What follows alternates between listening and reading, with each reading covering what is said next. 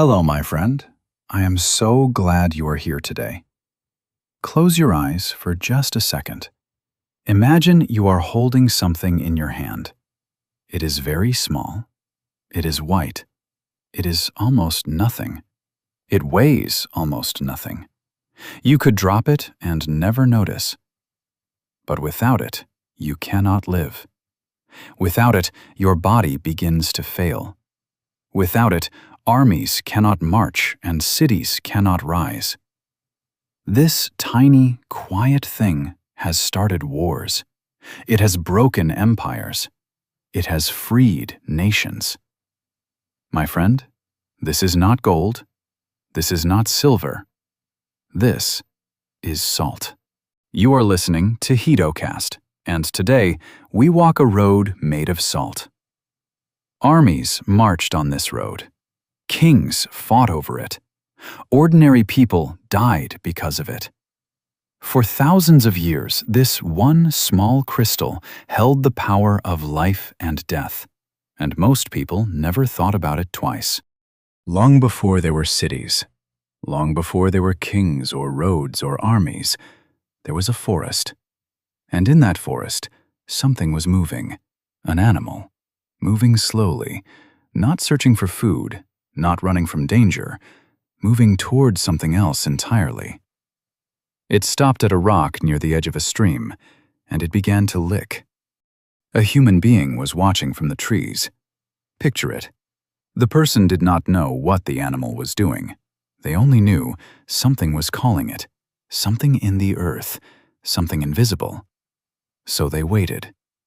And when the animal moved away, they walked to the rock. They bent down. They touched their tongue to the stone. And something moved inside their body, something they had never felt before. A sharp brightness, a kind of waking up. The body said, "Yes, this is what I need." They did not have a word for it. They did not know why. They only knew they would come back to this place. And they did. Again and again. The same rock, the same stream, for years. And slowly, other people followed. A path formed in the grass where their feet had walked. That path became a trail. That trail became a road. And around that road, a settlement grew. My friend, do you know what that place might be called today? A city. The first cities of the ancient world were not always built near rivers for water alone. They were built near salt. Jericho, one of the oldest cities ever found, sat beside the Dead Sea. A sea so salty its beaches are made of white crystal. Çatalhöyük in ancient Turkey, another of the world's first cities, was built next to a salt lake. This was not a coincidence. It was the body leading the way, long before the mind understood. But not everyone found salt the same way. Far from the forests, at the edge of the world, there was the sea.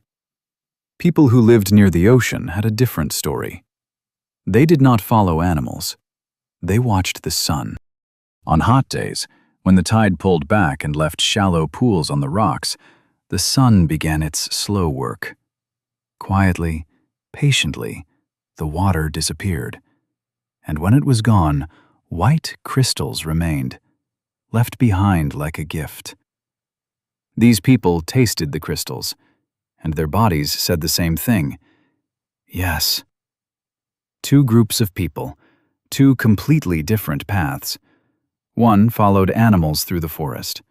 One watched the sun dry the sea. And both arrived at the same place. My friend, salt did not wait for us to find it. It found us, in every way it could. And then came the discovery that no one expected. Not the discovery of salt itself, something much more important. One day, no one knows exactly when, someone left a piece of meat near a pile of salt. Maybe by accident, maybe by chance. A few days passed, and when they came back, the meat was still good, while everything else had rotted, while the fish left in the sun had turned black, while the vegetables had gone soft and fallen apart. This piece of meat, covered in salt, was still good. Can you imagine the feeling of that moment? For the first time in human history, food could survive time. Summer's fish could feed a family through winter. Meat from a good hunt could last for weeks. A village could store food not just for days, but for months. Salt gave people something deeper than food: time. In ancient China, people discovered something else. They found springs, small, quiet pools of water that tasted different from other water. Sharper, stronger, strange on the tongue. They boiled the water in clay pots. They waited. And slowly, at the bottom of the pot, something appeared. Small white crystals. They had made salt. Think about what they saw. A person kneeling beside a fire 6,000 years ago, watching white crystals form slowly at the bottom of a clay pot. The fire crackling, the water gone, and something new, bright and sharp, left behind. Because now salt was not just something you found, it was something you could make, something you could store, something you could carry, and something you could control. Salt was not just something the body needed, it was something rulers noticed. Salt was not just valuable, it was necessary. You could live without silk, you could live without gold. You could not live without salt. And the people who understood this, the kings, the emperors, the rulers, they saw something very clearly. If you control the salt, you control the people. One of the first places this happened was ancient China. As early as 3,000 years ago, Chinese rulers began to see salt differently. They saw it not as food, they saw it as power. So they did something very simple. They took control. The state controlled everything: the mines, the price, the amount each family could buy. Imagine a mother in ancient China standing at the market with her last coins, and the only seller is the government. She cannot go elsewhere. There is no elsewhere. There is only this price, on this day, decided by men she will never meet. That dependency, that quiet, invisible thread from every family's table to the palace, was a form of control unlike anything before it. And it was profitable. Salt taxes paid for armies. Salt taxes built roads and walls. In some periods, half of all government income came from salt. Half. Not from war, not from trade, from a white crystal that people put on their food. But China was not alone. Across the world, in the West, another great empire understood this same thing: Rome. Rome was vast. Rome was hungry. And Rome ran on salt. Salt kept food from rotting. It preserved meat for soldiers on long campaigns. It kept fish edible for months. Without salt, a Roman army could not march far. Without salt, a Roman city could not feed itself through winter. The Romans built roads just for salt. One of the oldest roads in all of Italy was called the Via Salaria, the Salt Road. Soldiers walked it. Merchants used it. Salt moved along it from the coast into the heart of the empire. And here is something wonderful. Do you know the word salary? The money you receive for your work? That word comes from the Latin word salarium, connected to salt. Salt was so valuable that it was connected to payment itself, to compensation, to the idea of what a person deserves. Salt lived inside the empire's language, inside the very idea of reward. But something dark was also happening. Soldiers depended on the state not just for wages, but for salt, for food preservation, for survival itself. This dependence, this quiet biological need, kept men loyal, not just through love of Rome, but through need. Loyalty and hunger were tied together, and salt was the thread. Rome fell. The great roads cracked.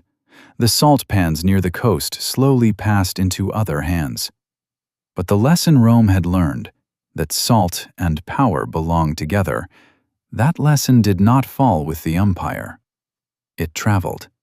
It settled into the bones of every kingdom that came after. In the France of the Middle Ages, it took a terrible new form. It was called the Gabelle.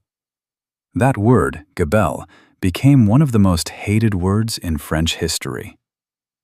The Gabelle was a salt tax, but not a simple tax. It was not pay a little more when you buy salt.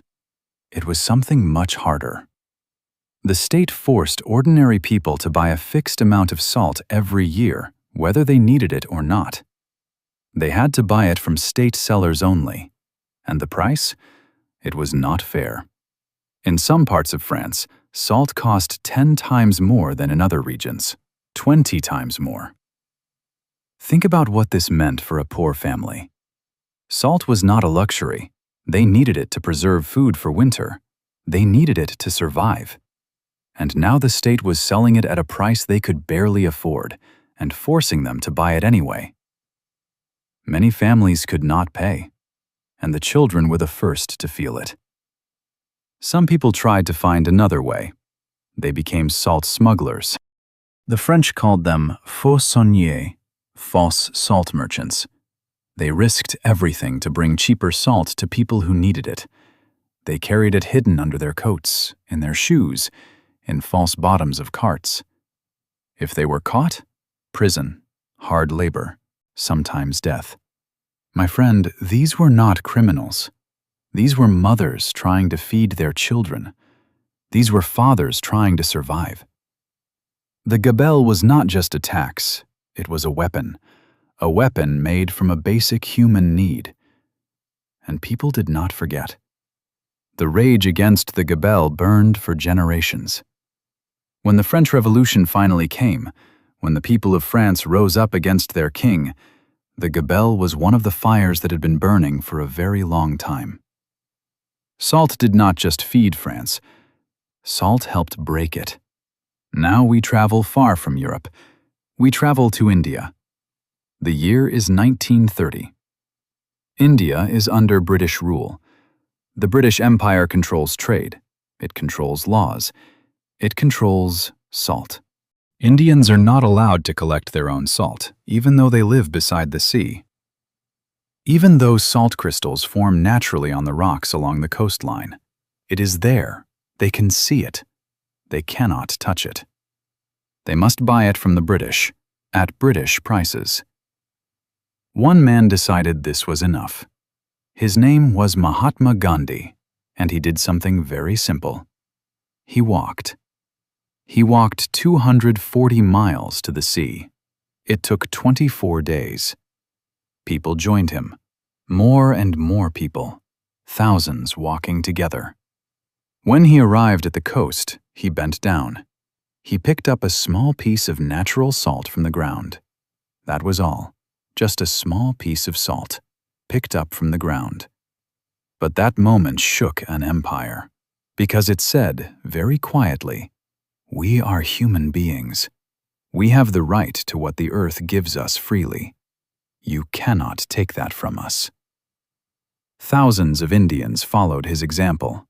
They went to the coasts. They collected salt. They were beaten. They were arrested. Many were hurt badly. They did not fight back. They kept walking. They kept picking up salt. Can you imagine? Men and women standing in the water, reaching down for something so small, so simple, and soldiers beating them for it. The world watched, and the world was changed. Salt, which had been used to control people for thousands of years, became something else that day. It became a symbol of freedom, a symbol of the right to exist without asking permission. Today, salt costs almost nothing. You can buy a kilogram for less than a cup of coffee. The monopolies are gone. The Gabelle is gone. No one goes to prison for collecting salt from the sea. But the story of salt is not finished. It is just invisible now. Because what salt teaches us goes far beyond food. It goes beyond history. Salt teaches us something about power itself, how it works, where it hides, and how it holds people. Power does not always announce itself. It does not always come with soldiers and weapons. Sometimes it comes through the most ordinary things, through the things people cannot live without, through the things people take for granted until the day someone takes them away. Salt was never just salt. Salt was the shape of control. And you, my friend, maybe you know this feeling too. Maybe you have held something small in your hands, something that seemed ordinary. A moment, a choice, a single step taken in one direction. And later, much later, you looked back and understood. That small thing cracked the world open. Salt did not look like power. It looked like something you would throw away without thinking. But the people who walked 240 miles for it, the people who smuggled it in their shoes, the people who died in mines pulling it from the dark earth, they knew. They knew that sometimes the smallest things carry the heaviest weight. Whatever you are carrying today, even if no one sees it, even if it feels as small and ordinary as a grain of salt on a table, it is not nothing. The people who walked barefoot to the sea knew that. They carried the same thing you are carrying now. Salt began as a mineral in the earth. It became the language of power. It became the fuel of empires. It became the reason a man walked 240 miles to the sea and bent down to pick up something from the ground. And every time you season your food today, without thinking, without worrying, that, my friend, is a kind of freedom that people once fought and died for. Thank you for being here today. Thank you for walking this road with me. I want to ask you something. Which part of this story surprised you most? Was it the French Gabelle, the tax that forced people to buy salt they could not afford? Was it Gandhi's walk? Or was it something else entirely? Leave a comment and tell me. I read every one. Until next time, you are not alone on this journey.